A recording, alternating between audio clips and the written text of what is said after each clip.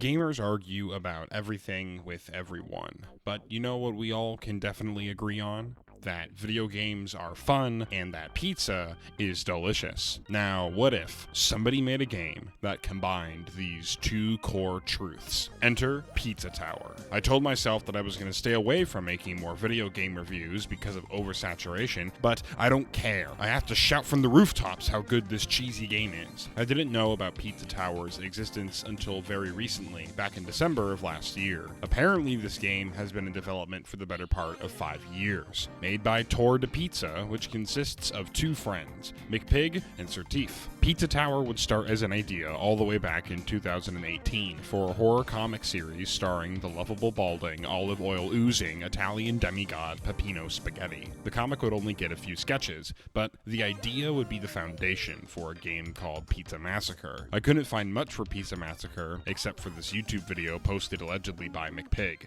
but it's glaringly obvious that this game provided the basis for Pizza Tower. McPig would start development officially on March 14th, 2018, where he would share the game's concept and early stages on his Tumblr. For the next few years, McPig would knead the dough that would become Pizza Tower, with help from Mr. Sauceman and Frostix for the game's music, Certif for the level editor and more coding, and a growing army of Patreon supporters who could play beta builds early and provide feedback on development. On December 2nd, 2022, the Steam trailer would be posted to YouTube, and that's when I would discover the game. And after about 5 years of work, Pizza Tower was finally ready to be served, and man, does this game taste good. Pizza Tower is a game about two things: going as fast as you can and beating the cheesy mozzarella out of people. The core idea of go fast, beat ass is the greasy identity of Pizza Tower and makes up the gameplay.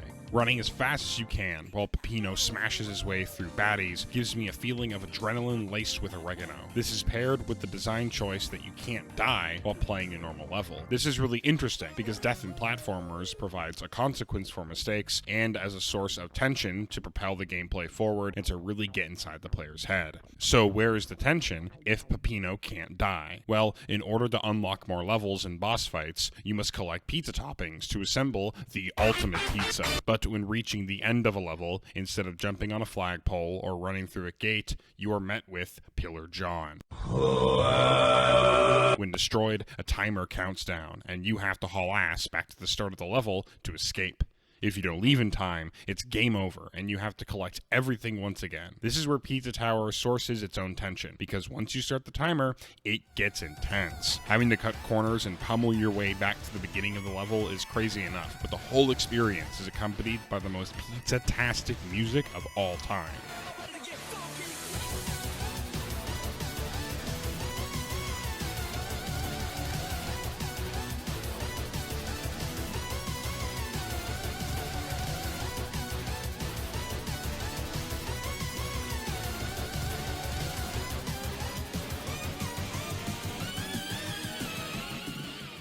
This sequence never gets old. It's gameplay like this that makes Pizza Tower so addicting, just like eating 8 slices of pizza in a row. Throw on top Peppino's moveset, various gimmicks and power-ups, and every stage feels unique and exciting. Not to mention, the game is downright wild to look at. The art style looks like a rat was injected with liquid pepperoni, then Monster Energy, and then taught a crash course in Microsoft Paint. The insane blend of sweat, over-the-top animations, and the 90s cartoon vibe give Pizza Tower a totally unique look. There is also so much detail in almost every corner of the game. The start screen is fantastic, from Peppino staring at you in the darkness to being able to beat the crap out of him. It's these details that make the game really feel alive. And what on earth is going on in these pause menus? Like, what is this?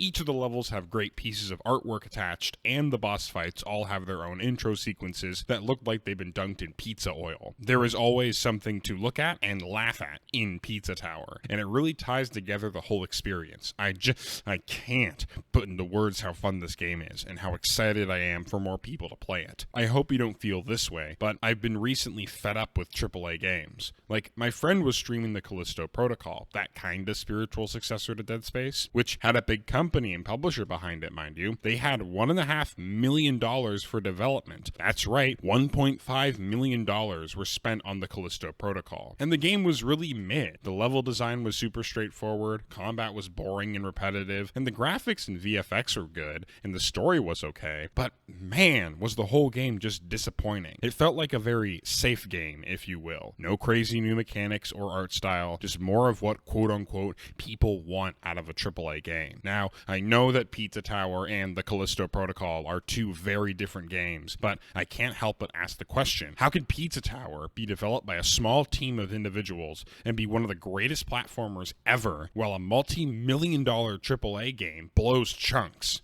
It just doesn't make sense. Despite my gripes about bad and safe AAA games, Pizza Tower really gets me excited for the future. If a nearly perfect game like this can come out of nowhere, think of the other games that people have got cooking right now. And so hope I get to see more examples of great games that really push the envelope and spit in the faces of tired and tone-deaf AAA publishers.